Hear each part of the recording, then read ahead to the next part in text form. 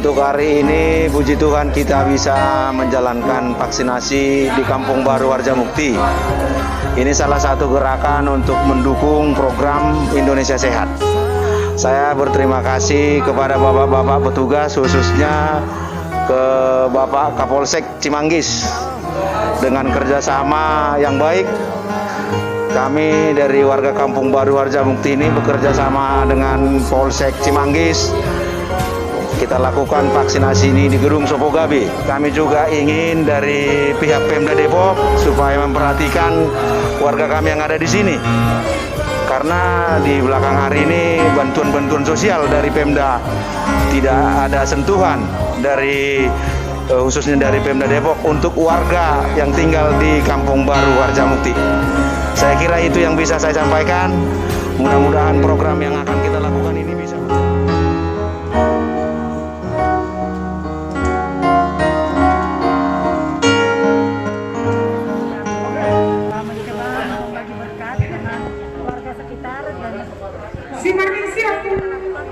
Yang udah kedua kali. Jadi kita mencoba menjadi berkat kita dengan keberadaan semoga BI bisa menopang ekonomi warga di sini.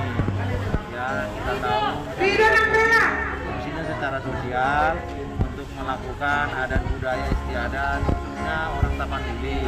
Di sini kita melayani kedukaan dan untuk pernikahan.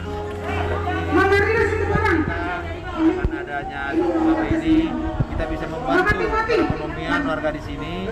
Jadi untuk bantuan sosial di masa Covid ini yang kali kedua kita lakukan untuk warga Kampung Baru Harjamukti. Mudah-mudahan kedepannya kita dalam menopang ekonomi warga di sini. Untuk harapan Mama Tante nih untuk pembagian sembako ini.